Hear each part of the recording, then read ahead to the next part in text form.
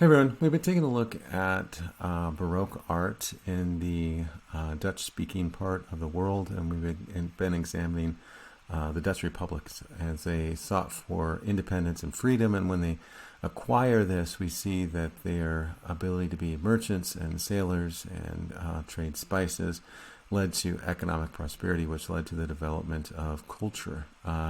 We've been examining the Baroque era and how Caravaggio style starts moving northward out of Italy and Spain and into the Dutch-speaking world. And we examined the Flanders, the influence of Caravaggio style in this Catholic region. And then I showed you the first generation, the first wave of the Caravaggio style in Holland with the works of Honthorst and Judith Leister.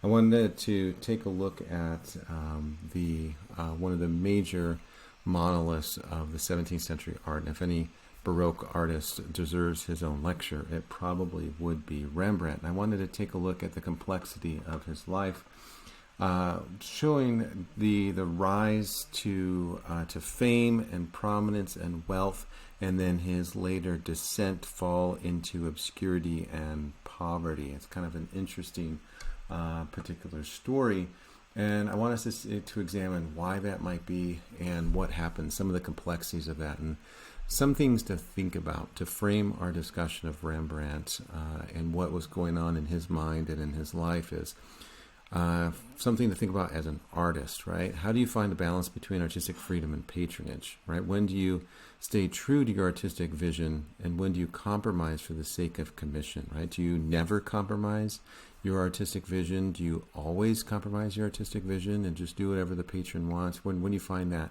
kind of balance? And that's going to be the complexity of what Rembrandt's dealing with in part of his life.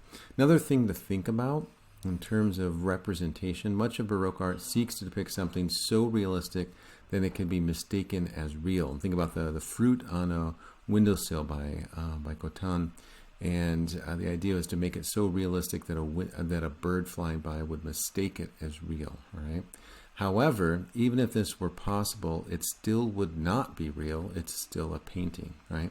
In this way, all art is an illusion and a counterfeit of reality. Right? It's trying to get at real. It's trying to get as close as it can, but it's still going to be a counterfeit. Right? Does this mean that realistic art is a lie? If you want to capture truth, what would truth look like? Right? What do you think it means for art to tell the truth? And I think that's part of what Baroque art is seeking to do, capturing the truth in some ways visually, trying to get it as realistic as possible. In other ways, trying to depict an intimate moment in a naturalistic way, or giving the viewer intimate insights into something that is ordinary, or representing something that is spiritual in a kind of more naturalistic way, as we see with Caravaggio's The Calling of St. Matthew, trying to get it to feel as though it's normal and realistic as possible, rather than necessarily, grandiose or whatnot. I think that this is a good work to start with. This is Rembrandt, a self-portrait of Rembrandt in his studio, and he did over 100 self-portraits in his lifetime, so it was a big part of him. And I think that fits into this idea of the Calvinist influence of looking into yourself, right? The idea where the Catholics are suggesting they live in this larger Catholic community where we're kind of watching over and, making sure that the bishops and the priests and the cardinals are kind of making sure and directing and guiding and have that kind of sense of hierarchy and leadership. There's less of that within Calvinism. It's more about your own individual relationship to God. And so you see much more of an introspection within Rembrandt's works to demonstrate that kind of influence. He grew up in Leiden, which was a booming economic town in Amsterdam. This received its first university. We talked about that as a development. And so we see it kind of burgeoning into this new kind of cultural and educational world. Rembrandt's father was a miller. It wasn't necessarily a prestigious job, but it was extremely lucrative. And Rembrandt grew up as part of the upper middle class. His parents paid for him to get a classical education. So from this, he learns about the ancient Greeks and the Romans and all of the stories of mythology. He learns about the world around him. He learned Latin. He learned to read the classics. And this influenced him and his career as a painter. He became interested in painting at the age of 14 and entered the studio to learn the basics of art. Right. This is his studio, and I think it demonstrates the world that we live in. Right. The plaster is peeling off the walls. Right. It's kind of cracked. The floor is cracked. This is life as it is. This is reality. It's raw. It's real. It's not necessarily trying to represent the Renaissance ideal where everything is pristine and perfect and away from the world, as we see with Raphael depicting these individuals that as they're kind of abstaining from the world that they live in. This is about immersing yourselves within the world, with its flaws, with its faults, right? Representing the world as it is, as clearly as you can see it, as we see with a lot of the representations of still lifes, where you see the spots on the apples, right? Rather than representing the ideal, right? Here Rembrandt stands in front of the canvas and he's looking. He is searching for truth. However, he doesn't reveal what his painting is to us, the viewer. He keeps that disguised, right? He kind of keeps that hidden from us. This is about the fire of his artistic inquiry. Is the passion of looking to see what is there. That's going to be a big part of his career, is looking to see what's there and representing life as it is. Now, the conflict is going to be when sometimes people don't want to see what he's showing them, right? And that's where some problems start to mount in terms of patronage, right? Rembrandt is going to be a victim of seeing what is there. Seeing reality gave him the rise to fame, but it also will be his undoing. Some people don't want you to reveal what's there. Some people don't want you to be honest with them. Sometimes truth is hard to hear, and Rembrandt is always going to be searching for truth, right? And I think that's really what makes his art truly great, right? So as an artist, you really have to balance between revealing and concealing the truth, right? If you're a photographer and you're just painting all the blemishes and all of the flaws, someone that is, hiring you to do their photograph might not like that, right? And so we always want to see ourselves as just a little bit better, right? As he uses the rising merchant class as patrons, they're going to want to see, right, themselves in the best light possible. But again, that's not necessarily always truth, right? He did these works here, these allegories, part of his early works, just to represent the senses, right? In a sense, this becomes his overview to art, right? Using the senses to see what is there, right? His works are going to be more than two-dimensional works that reveal sight, right? He's going to immerse people in seeing more than what's really there on the painted canvas, right? His search for truth, right? Truth hits all the senses. It can create smell, sound, touch, but it can create a world that makes us feel these senses come alive, right? And so if you want to get to truth, everything will come alive. And here you see the allegory of sight, where you have this old man and he's having a hard vision, and this guy comes in, kind of an early optometrist, comes in and sells him spectacles so he can see. This is the allegory of hearing, where these individuals are singing a song. And so it's, again, just kind of representing the sense, right? The sense of hearing. This one is the allegory of smell, where you have this physician with kind of an interesting hat on, demonstrating a connection to the Middle East and the rising influence of the Dutch Republic around the world, bringing ideas and art and clothing from all over the world and influencing their society. Here, the man is unconscious, and the woman waves smelling salts in front of him to wake him up. The man is a primitive, early doctor, and the idea is that he's going to be drawing blood. And at the time, if you had a sickness, often the doctors would bleed you, right? Open up maybe a vein or something, and then you would bleed. And then the idea was that the sickness was in the body, and bleeding would allow this sickness to leave the body, right? And so this, as he's drawing blood, the young man faints at the sight of blood, and they're trying to wake him up, right?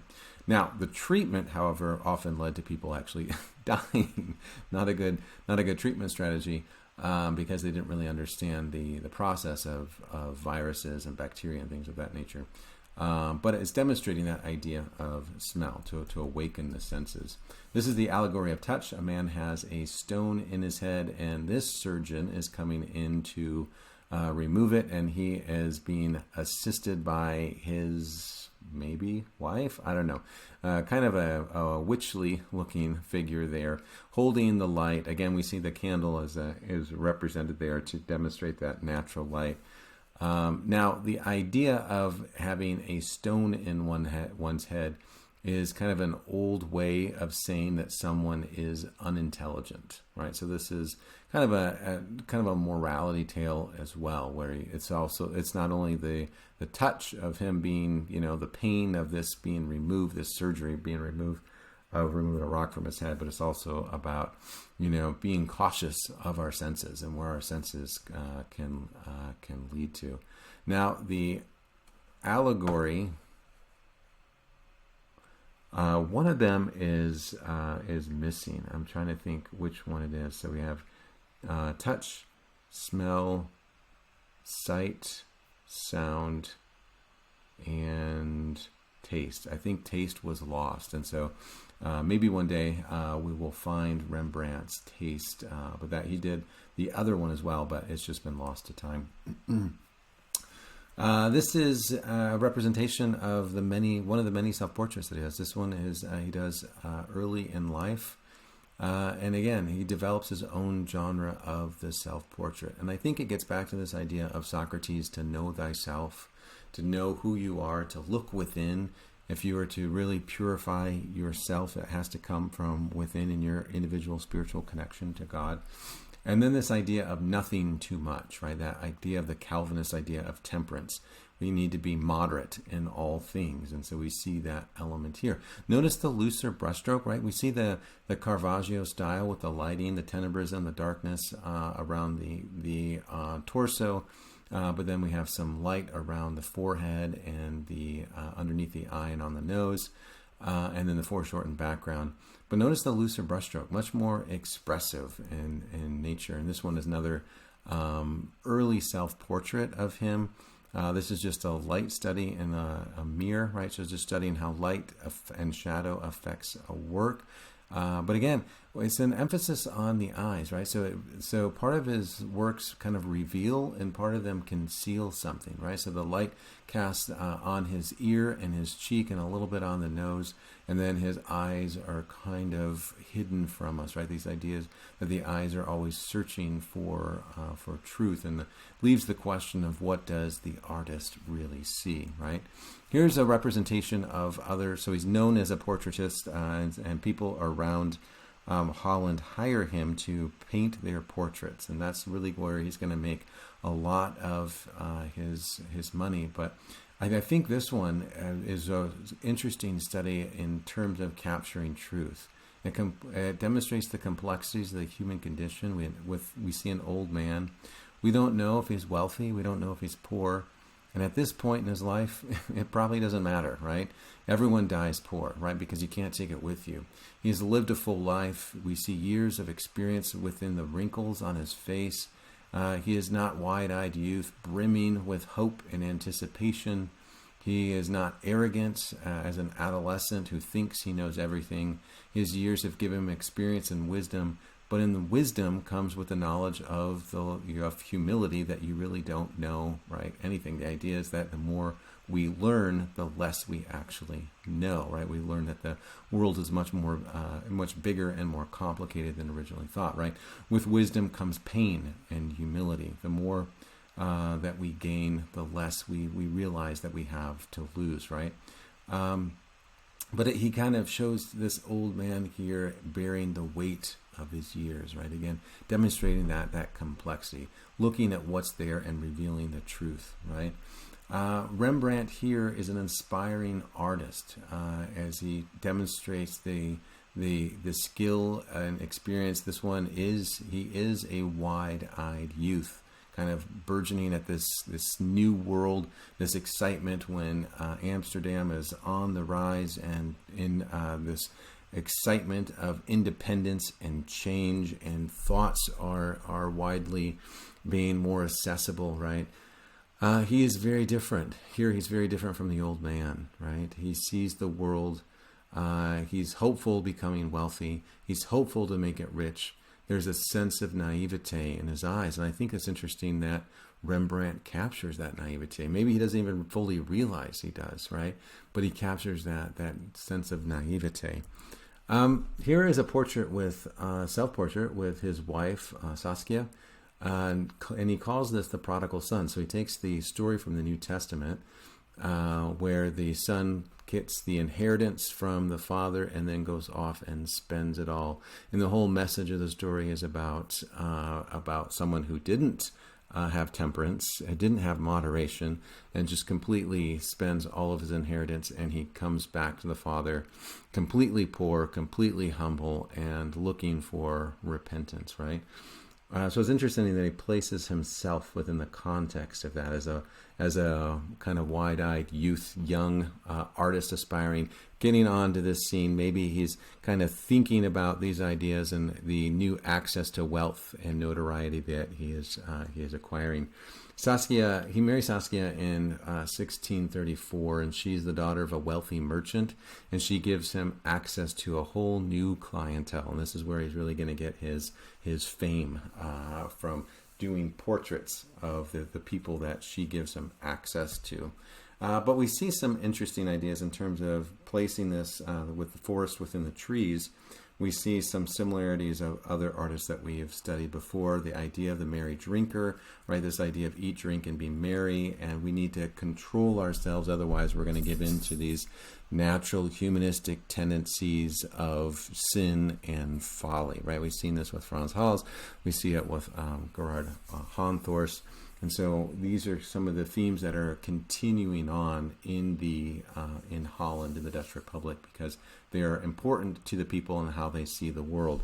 Here we see a man who is a wealthy merchant. Rembrandt was here starting to make a name for himself in Leiden and Amsterdam. He was becoming known for being a portraitist.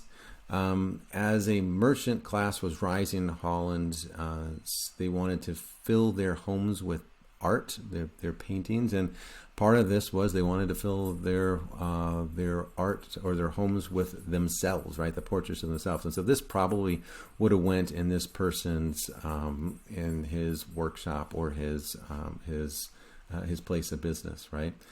But this shows that the ideas of Protestantism in this area, right? They're not doing, religious images that we would see during the Renaissance in Italy. These are secular and not religious, right? So the idea that religious art can become a false idol, we want to be cautious of that, right? But this is also about displaying wealth and prominence, right? So here we see Nicholas Rutz, and he is wearing fur, and he happens to be a fur merchant. And so he's wearing a very expensive fur collar to demonstrate his wealth, to demonstrate his notoriety, and it's also to demonstrate kind of as a means of advertisement of what he does and his line. So he's kind of modeling his new line, and he holds in his hand a receipt demonstrating his kind of wealth, right? So the idea, and we kind of have this idea in the United States, you want to display your wealth and make it appear that you're wealthy, but without being overly showy and making it look like you're showing your wealth, right? And so we've kind of kept that Calvinist idea, right? You want to be humble as you display your wealth to others. And so we have that kind of idea being represented here in a different kind of way that when we see with Rubens and his Marie Medici's cycle, in a different way than we see with Anthony van Dyck and his Charles the First portrait, right? So I want us to think about how he's trying to find balance between depicting subjects with wealth and prestige and being too showy, right? And how close he's trying to get at reflecting truth. But again, we see this similar idea here with the man in the turban, right? Most likely he painted this when he was in Leiden or Amsterdam. Pictures of Persians and Ottoman princes became popular at the time. Here's a man who wants to show his worldliness in a, quote, good way. He wants to show his diversity and knowledge of foreign places, of all these places that he's funding ships to go to, right? He's probably never been to them, but he's showing his wide reach, that he's going off, he's funding these ships to go off in these far-reaching places, and then these sailors are coming back with all of these supplies, these clothing. He wants to display to everyone else around him to know, so that they know how far his reach is around the world, right? So people wanted to buy things that were exotic to show their wide reach. He wears some clothing from the Middle East. And this is a way to just demonstrate his interest in understanding the world. And so again, it's trying to show off without being too showy, right? So he has the turban on, he has the robe on. They're very wealthy. I mean, it looks like silk, kind of this gold silk robe that he's wearing, very expensive. And so it's a way of demonstrating, this his influence in the world. But we also have to think about, is this real, right? Or this is just kind of a costume that he's wearing, so to have his painting in his place of business or in his home for people to say, wow, you must be important, right? This particular painting was commissioned by some surgeons that wanted to have their portraits done, right?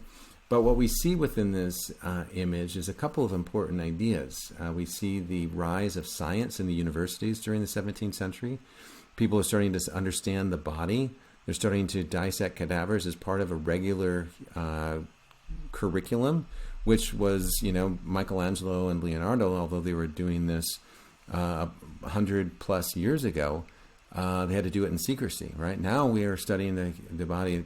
Dissecting is a regular part of, education, medical education, scientific education, to understand how the body actually works, right? They have the book open in the bottom right-hand corner to demonstrate, the connection to, science and the being learned.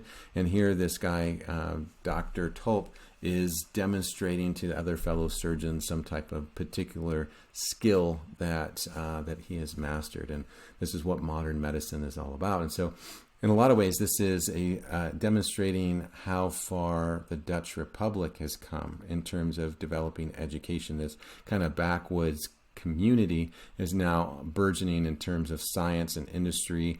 They are at the forefront of medical training, and so they're kind of demonstrating this, right? Now, it's also important to think about this in terms of the scientific method and this. And those ideas, but it's also to kind of think about this in a kind of a larger context of this is kind of a unique way of doing group portraits, right? Generally, group portraits are around a table, just kind of people sitting there like we would do if you were a photographer and wanted to do someone's portrait. You would just kind of have them sitting around a table or in a group kind of together. And then you just represent them, right? But this would, Rembrandt says, well, let's kind of do this in kind of an action shot where you guys are actually doing what you do to make it feel more realistic for the viewer. And they were interested in that kind of idea. This is one of the many biblical subjects that he represented, the blinding of Samson.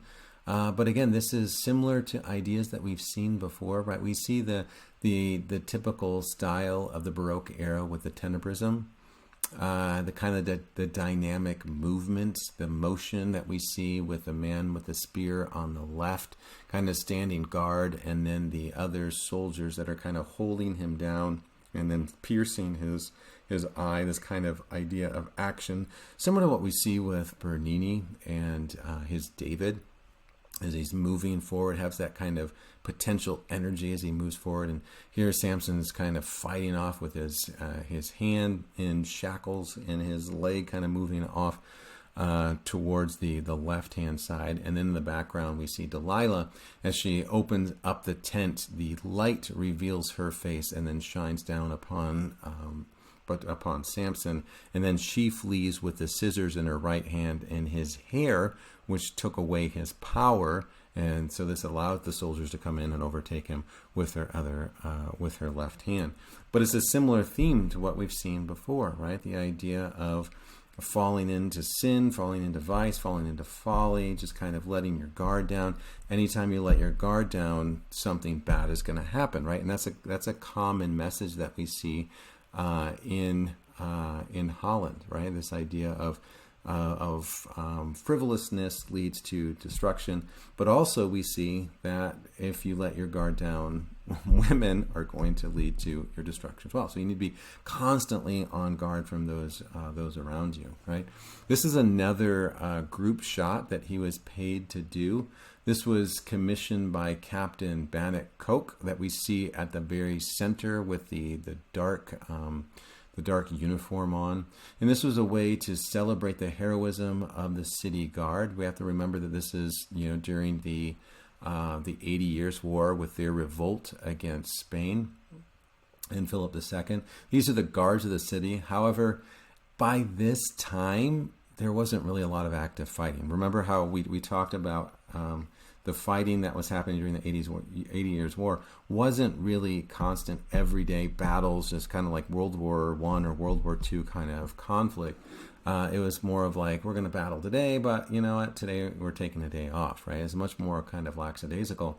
And then by this time, 1642, most of the fighting has kind of been in the past, right? I mean, they signed the Treaty of Westphalia in 1648, which officially ends all conflict. But I mean, the Philip II pretty much said, you know what, you guys can do your own thing, and he did that a couple of decades ago, right? So there's not really a lot of active fighting. So the idea of representing the city guard, yeah, they're kind of a city guard, sort of, but they're really not actively fighting. This is more like cosplay, right? These people that are dressing up, they would go around, they would march around the city with their shiny guns, and but it really, they weren't really doing any active fighting. In fact, most of them, if there was any active fighting, they probably would pay someone to go in their behalf, right?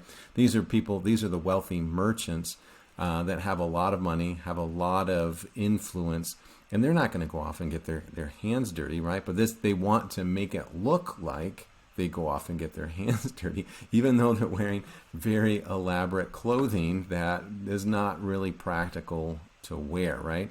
And so this is them getting dressed up in their elaborate clothes to demonstrate the fact that they're like soldiers and heroes and that, but it's really not reality, right? This is like putting Elon Musk or Jeff Bezos in Marines uniform. It just would look ridiculous, right? So in some ways, this is kind of that idea, right? They just want to appear brave.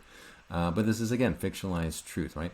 The way that Rembrandt captures them, however, I mean, this still is an important work, right? I'm just giving you the context of kind of the silliness behind this. But it's still a major work. It's a beautiful painting. It demonstrates the elements of Baroque era. I love the complexity of it. There's just a lot going on. What Rembrandt is representing here is the captain calling everyone into order, saying, move out, right? Or march, or whatever. The drummer on the right beats the drum to give them the beat of their march, and the man on the left is holding, kind of loading the musket, right? So the idea that they're kind of going off into to action, and this person over here is kind of blowing the gunpowder away, and so he just fired, and so this idea that they're kind of in battle, in motion, kind of going forward, even though this is heavily staged, right? They're waving flags, they're being in unison, they're all coming together, and they kind of would probably do practice drills similar to this on the weekends to kind of pretend. And so he's capturing that idea, right? This is a symbolic, idealized battle, right? We see the young girl as they're marching through the streets, and she's kind of caught up in it. She's just kind of crossing the street, and all of a sudden the guard's coming out. We see the dog here demonstrating the ideas of loyalty and fidelity, being true to your word.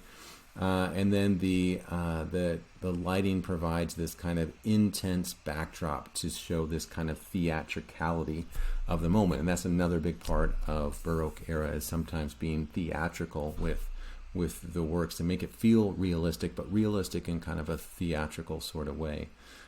Captain Coke, his hand kind of motion enters into our space, which is kind of interesting. It kind of enters into us, and then the spear of his lieutenant kind of also enters into our space. That makes us kind of feel part of this, and they're marching towards us, right? So it makes us kind of feel part of the wonder, part of the pomp that Rembrandt is representing, right?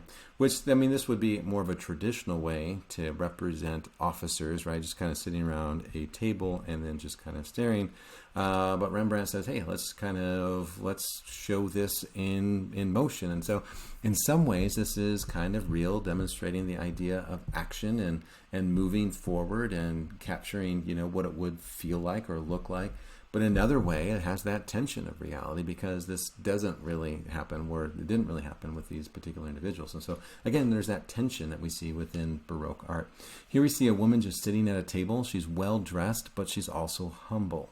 She's not wearing elaborate jewelry or anything that we've seen before, but she does hold a flower in her right hand, and it symbolizes the wealth is merely temporary. Right, this idea that wealth is temporary. We see the fruit to her left on the table, right, her left arm on the table, which also is that kind of memento mori, which reminds her of death.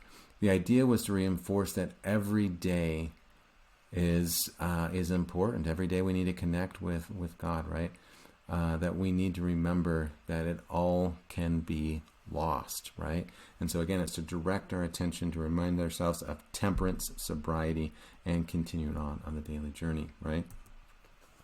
In 1642, Rembrandt's wife, Saskia, dies, probably due to tuberculosis, and Rembrandt turns much more self-reflective. Maybe he enters into a stage of depression, and here we see Aristotle with a bust of Homer, right? So this idea that he's kind of representing himself as Aristotle, and then Homer as the Greek poet who writes the Iliad and the Odyssey, kind of looking towards him. And so this shows Rembrandt's knowledge of the classics.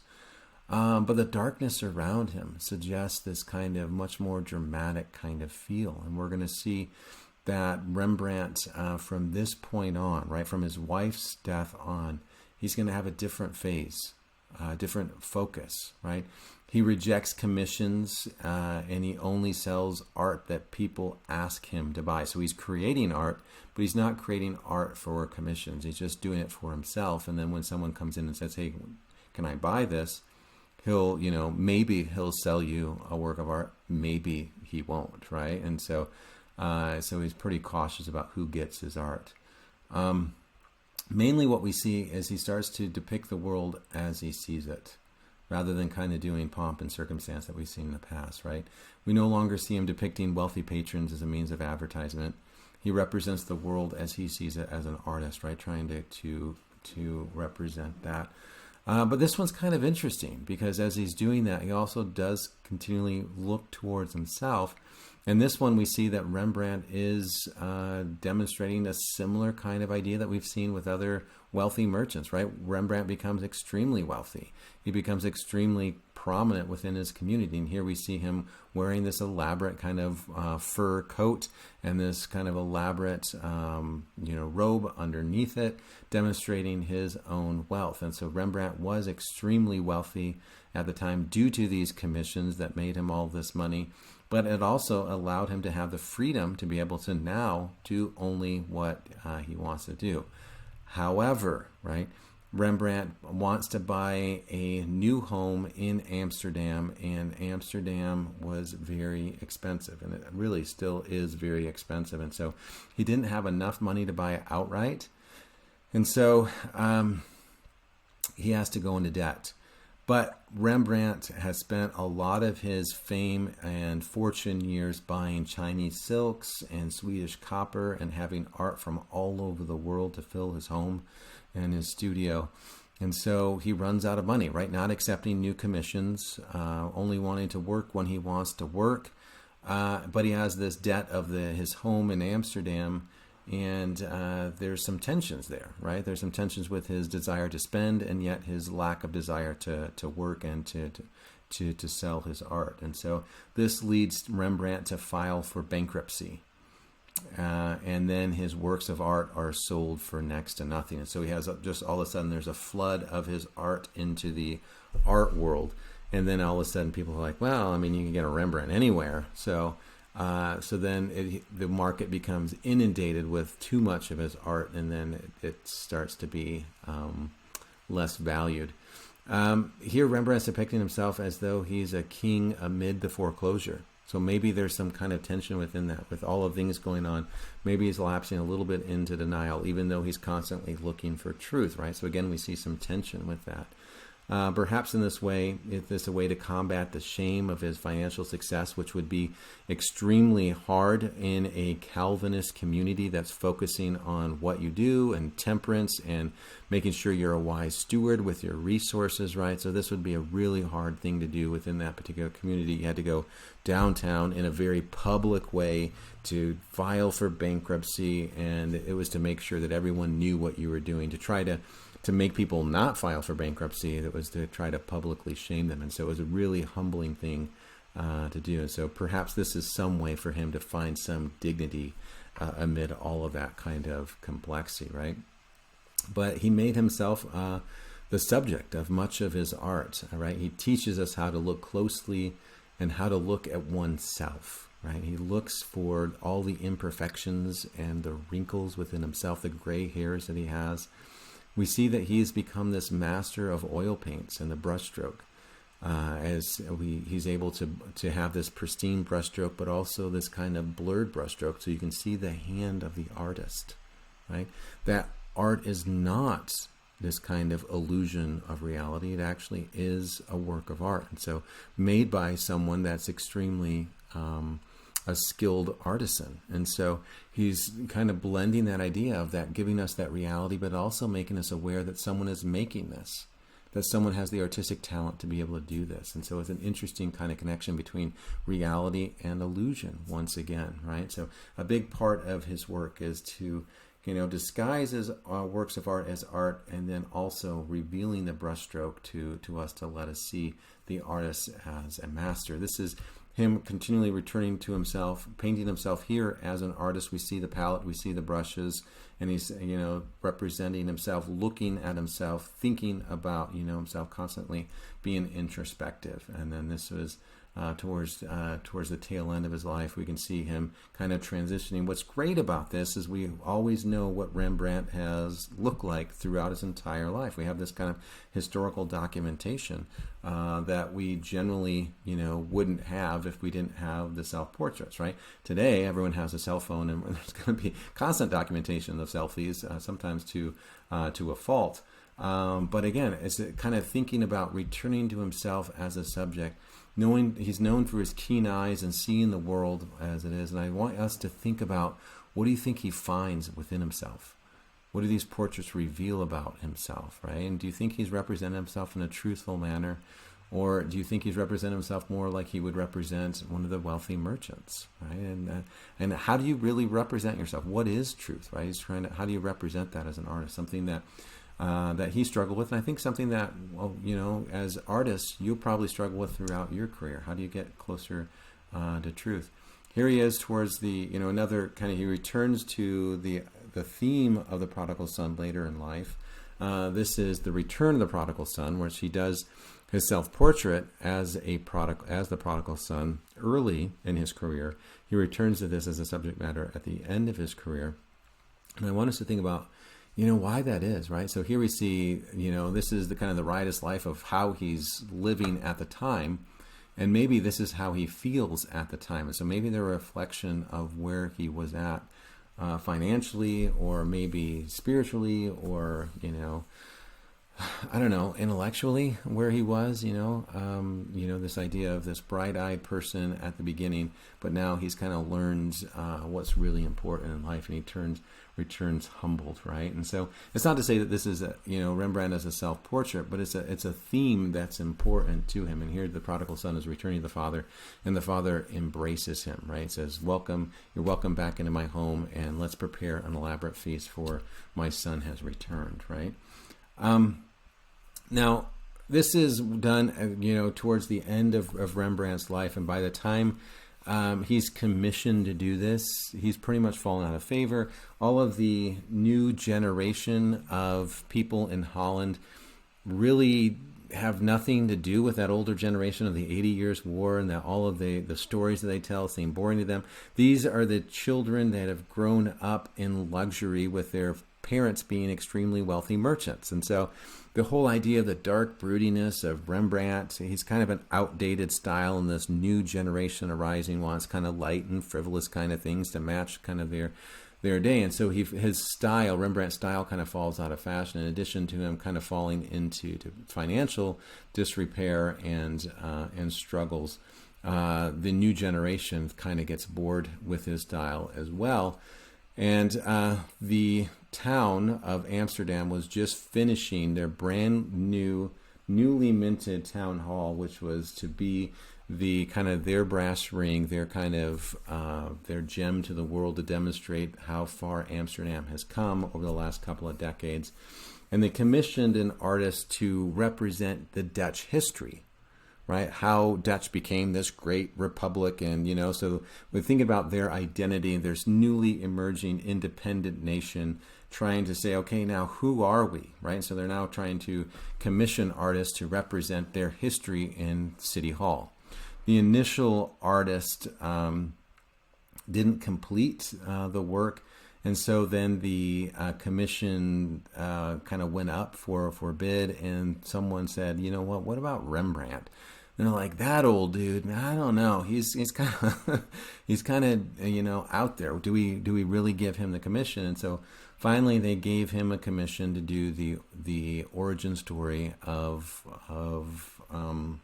the Dutch Republic, right, or the history of the Dutch. And this is what Rembrandt gives them. He gives them this, and he keeps it secret. Doesn't really reveal it to anyone until it's completed. And then he, on the day of the opening of City Hall, they reveal the portrait that Rembrandt is working on, and he reveals this, and they are horrified, right? According to legend, right? So this is the conspiracy of Claudius Civilis. What happens here is the Dutch people in the area, right? So this is kind of going back to the region of who initially inhabited the land. They grew tired of Rome, and so they were part of the Roman Empire and part of the one of many territories that Rome had captured and put under their rule, and then they had to pay taxes to Rome. Well, the people in the area, right, the kind of early Dutch, were sick of paying Roman taxes, and so Claudius Civilis formed an alliance at a dinner table where he and his co-conspirators drew their swords and vowed to rebel against Rome. They wanted something refined. The city hall wanted something refined and sophisticated to signify their newfound civility, their understanding of art and culture and high society. And Rembrandt gives him this brutal painting, right? This kind of looks very barbaric, right? And so they saw this and they were just like, I'm not so sure, right? This feels raw. It feels unfinished. But Rembrandt states that this is, his argument is this is our history. We are not civilized. If you go back a couple of decades, we were just this kind of podunk town, right? This is kind of this new culture, and sophistication is a new phenomenon, right? If you want to know who we are, this is who we are. These are our roots. We are wild. And we need to see ourselves this way, right? And everything else, all of the clothes and adornments and jewelry and all of that we put on ourselves is all a facade. to try to cover up who we really are, right? However, unfortunately, people don't want to see themselves as they really are. They want to see themselves as they think they are, right? The painting here kind of functions as a secular Last Supper, as they kind of have their swords together and have this oath, and they have these kind of wine glasses, and they toast to this.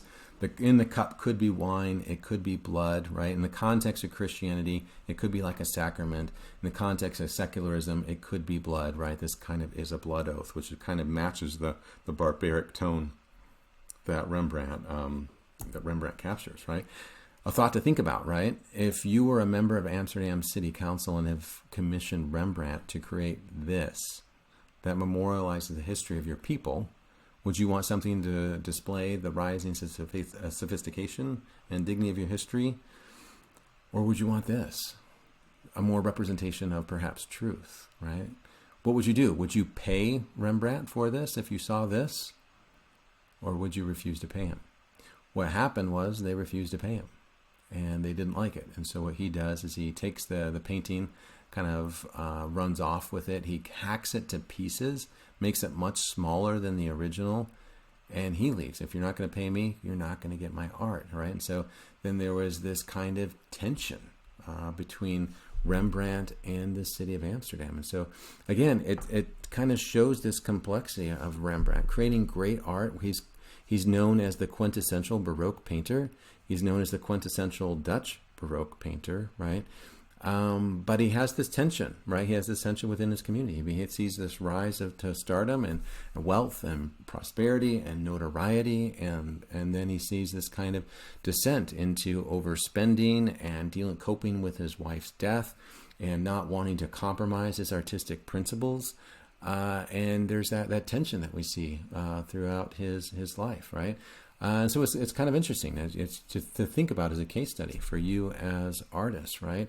When do you stay true to your artistic vision, right? Do you compromise that to gain wealth, notoriety, praise, or do you compromise it for the sake of commission and just doing what people want? But I think the overarching story of Rembrandt, we generally tend to think of Rembrandt as kind of the quintessential artist, which he is, right? Great artist, great art that comes out of there. But we tend to think that artists are always widely accepted and embraced in their time, and everything that they did sold, and everything that they did must have been loved by everyone.